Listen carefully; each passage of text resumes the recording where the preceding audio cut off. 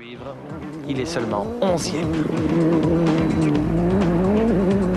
Macrae doit s'appuyer sur les rails.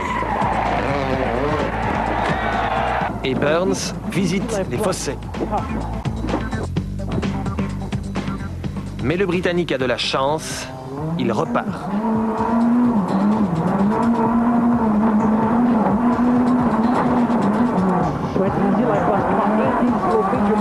Regardez le classement. Burns est 6e, en bagarre avec Macrae et derrière Duval. Dommage que le Benjamin belge ait perdu 48 secondes ce matin. Sans cela, il serait 2e derrière Loeb, comme en Corse. Voilà, on est en place pour la deuxième journée du rallye de Catalogne. Sébastien Loeb en tête, Carlos Sainz en poursuite, et Carlos Sainz, c'est évidemment l'idole de la foule espagnole, l'idole de la Catalogne. Ils sont des milliers, des dizaines de milliers autour de notre fameux viaduc, on finit par le connaître, de Saint-Saturni, 2 heures mortes. Et attention, ce matin, la Catalogne est baignée par le soleil, 15 degrés, étonnant. Un soleil qui ne brille pas pour l'idole des Catalans, Carlos Sainz. Le Matador a des problèmes de direction et se fait de grosses chaleurs. Accrochez-vous.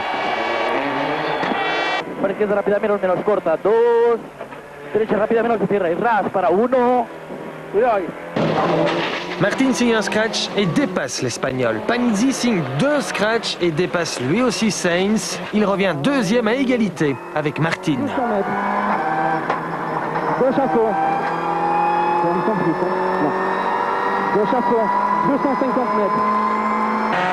C'est dur. 2e à 30 secondes de Loeb, toujours leader.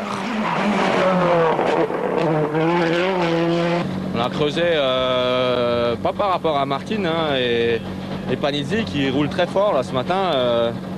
On est vraiment obligé d'attaquer très fort pour être dans leur temps. Donc les chronos de François Duval, 3 fois dans le rythme des meilleurs, sont impressionnants.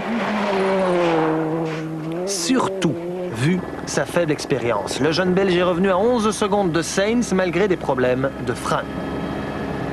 Bon, je suis pas à l'aise quand la pédale de frein descend aussi fort et on essaie quand même d'aller assez vite, donc on va pas, ils vont tout nous changer là parce que c'est un peu trop dangereux. Mais ce changement de frein va prendre plus de temps que prévu. François pointe en retard et écope de 10 secondes de pénalité. 12e spécial, Duval repart. Avec de bons freins et ça vole. Accrochez-vous et écoutez, il corrige en même temps ses notes avec Stéphane Prévost. Sur droite, ferme 60. Sur gauche, 40, pas extérieur. Sur droite, sur gauche, 60, ouvre et 3. Oui, pour léger gauche, sur droite, 60, ouvre. Sur gauche, 60 et 3.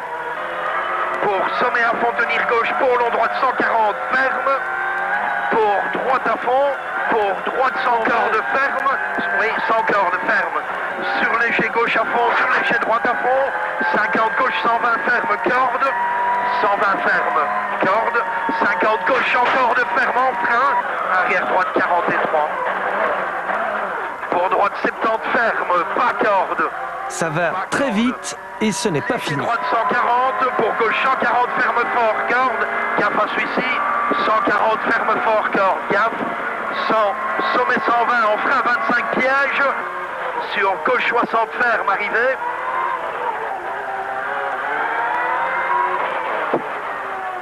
Là, ça glissait plus qu'hier. Hein. Ou il fait plus chaud, les pneus travaillent moins, je ne sais pas. C'est pas bon les intermédiaires? Stéphane, de Supervision Clear of Stage, ok.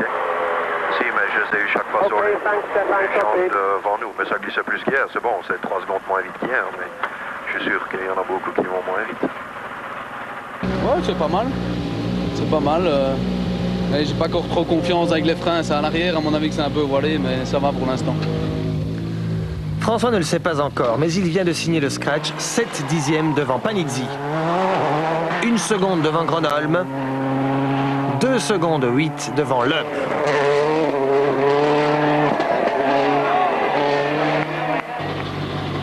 Ça chauffe, hein? Meilleur temps pour François, 30, tu fais 33. 3, ouais, ça va très vite. Quand on a pété un ATS, là, on a des énormes vibrations dans le volant à 5-6 bornes de la fin. Bon, je n'ai pas lâché, je me suis dit c'est ça et il n'y a pas de souci. Donc pour l'instant, ça va. François colle 5 secondes à Martin et 10 secondes à Sainz. Le potentiel de la Ford est énorme. Martin enchaîne 2 meilleurs temps, dont un devant Duval. Et Loeb qui est inquiet. On le retrouve sur la liaison, occupé à solutionner un problème de frein. Des freins qu'il est obligé de purger sous le regard attentif de son grand adversaire au championnat, Carlos Sainz. On remet un coup à celui-là quand même. C'est fermé ou pas? Pression. Ferme. Ouais, ben ouais. Intérieur, extérieur? Ouais, c'est pour ça que je l'ai fait faire. Mais Sébastien va pointer à l'heure et repartir. Il vient peut-être de sauver sa première place. Gronholm, lui, s'en mêle les pinceaux. Eri. Viis, oikein nopea. Ahdas. 9. Hajosi jotain. Sitten hajosi jotain tuon leikkaan. Le Finlandais est 8e à 2 minutes 16. Tony Gardemeister, lui, est encore plus loin. Peter Solberg n'a pas le sourire, lui non plus. Il est seulement 10e à 2 minutes 40. Et à son grand désespoir, il fait toujours plein soleil. Ce qui ravit Loeb et ses Michelin. Scratch pour le pilote Citroën dans la dernière spéciale du jour. 1 seconde 6 devant Martin qui roule ultra propre. 1 seconde 9 devant Panizzi, beaucoup plus agressif. Et 2 secondes 9 devant Duval, le 4e homme fort de la journée.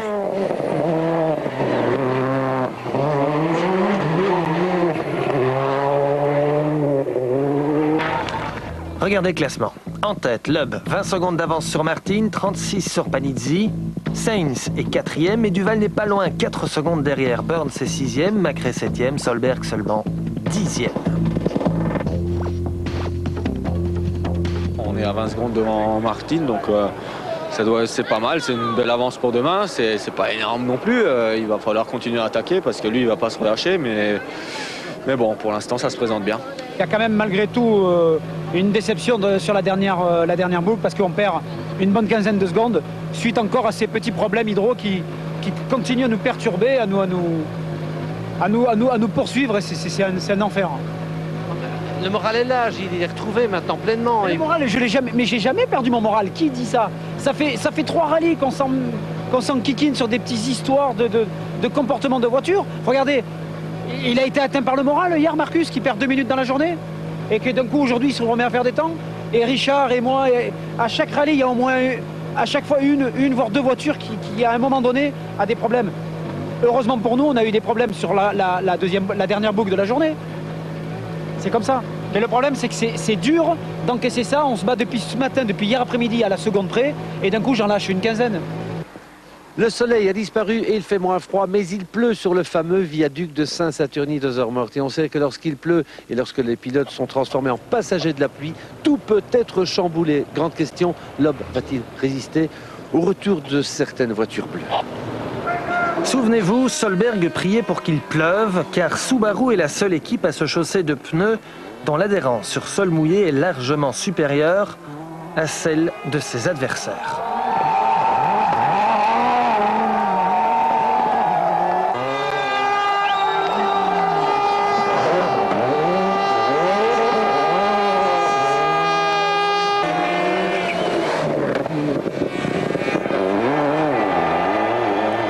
Chaque voiture étant suivie par système GPS satellite, il est très facile de visualiser l'avantage de la Subaru à la réaccélération. Elle prend 1 seconde, regardez, sur 100 mètres à ses adversaires. Écœurant. Et pourtant, extérieurement, les Pirelli Pluie ressemblent aux Michelin. Le secret est peut-être dans la composition de la gomme. En 3 spéciales, Solberg reprend plus d'1 minute à Loeb. Mäkinen signe même un scratch, ce qui ne lui était plus arrivé depuis Chypre en juin. Et du coup, il réouvre sa portière et retrouve le sourire de la grande époque. Regardez. I have to say our tire seems to work very well in this condition, but still it was at least 100 times so close to go off. There was nothing under the braking. When you go on braking, nothing happens. Sometimes it's... Et pendant ce temps, Sainz cherche l'adhérence. Martin est à 2 doigts de sortir. Burns aura moins de chance. Abandon. Mais François Duval a peut-être une solution avec Michelin. Et c'est à espérer, car Solberg le menace de plus en plus. Sur gauche à fond, en frein 25 pièges, droite 72. Frein 25 pièges, droite. Ce nouveau pneu Michelin, un pneu normalement pour... c'est un pneu Monte Carlo pour quand il fait très très froid. Il faut voir comment il va se comporter. Ça va être la première fois qu'on va le mettre. Et on verra. Et ce pneu Monte Carlo fonctionne super bien. Sur les 3 dernières spéciales, François bat Solberg à 2 reprises, manquant même un nouveau scratch pour 2 dixièmes. Je crois que c'est génial votre fin de rallye. Hein? Ben, super, on a maintenu la pression avec Solberg qui au premier passage nous met 1 minute. Ici on va 10 plus vite, donc je suis très content, on a bien roulé, on a roulé comme il fallait. François gagne même une place, car Sainz est victime d'une coupure moteur, un problème électrique dans la dernière spéciale.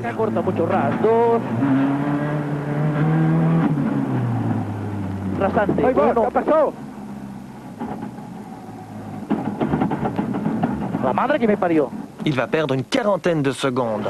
Sainz victime aussi d'un choix pneumatique chez Citroën moins performant.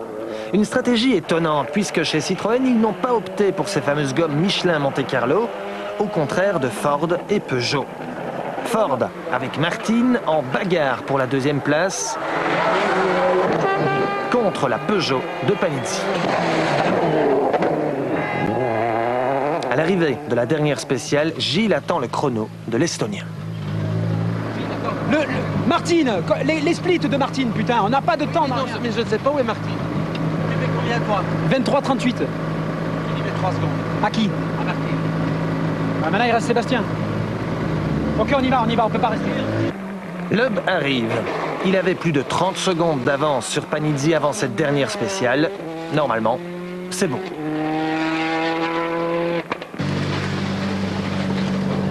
Qu'est-ce qui s'est passé, Sébastien? Mauvais choix de pneus. Hein. On a des pneus, on a remis les mêmes que ce matin. Je ne savais même pas que d'autres pneus existaient. Et on peut absolument rien faire. Je crois que c'est Gilles Panizzi qui gagne.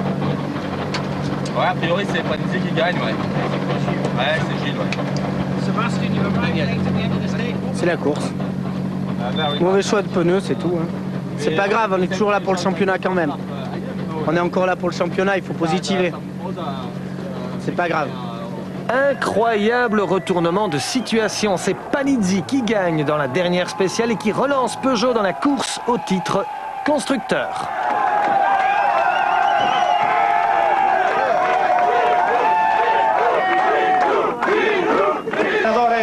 Victoire très émouvante pour Gilles Panizzi qui devance finalement Loeb de 13 secondes et Martin de 13 secondes. 6, c'était chaud. François Duval, excellent 4e à 55 secondes. Il devance Solberg, Gronholm, Sainz et Mäkinen. C'est d'autant super parce que ça relance quand même Peugeot au championnat malgré tout et ça va faire une finale au RAC qui va être magnifique pour le titre constructeur, le titre pilote évidemment. Et pour moi c'est une belle fin avec Peugeot et surtout la 206 sur l'asphalte.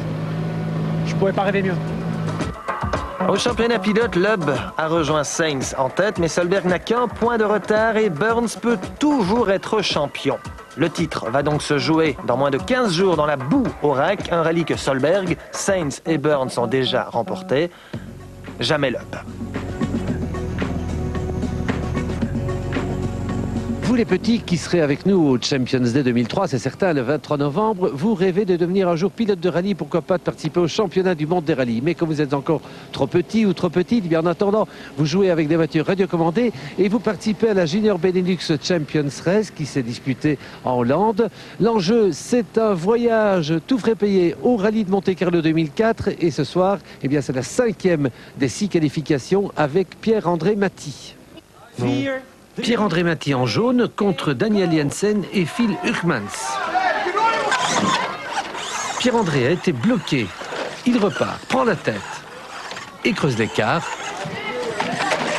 Mais il cafouille un peu. Et là, il s'énerve.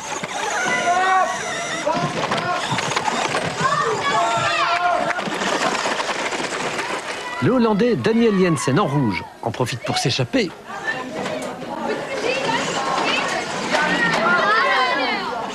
Pierre-André Mathy se bat pour revenir, mais il n'y a plus rien à faire.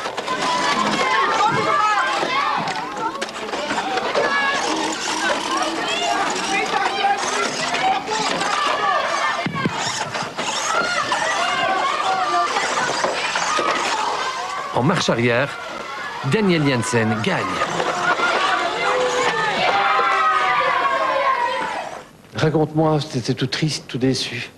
Bah oui, j'ai roulé, mais j'ai été bloqué dans la spéciale là-bas. Et alors, le temps qu'on me remette, le deuxième est passé, puis après j'ai re-été bloqué et le troisième est passé, donc on termine troisième. C'est déjà mieux que rien. La semaine prochaine, 6e qualification avec Adrien Thierry, le fils de Bruno. Les pieds dans le bourbier, on quitte la Catalogne et on en termine avec ce Champions 2003 numéro 37. La Catalogne, on y reviendra la semaine prochaine avec le championnat du monde junior, gagné par un Français, Brice Tirabassi. Et j'en profite pour saluer tous nos amis français qui ne ratent aucun Champions sous aucun prétexte. À bientôt.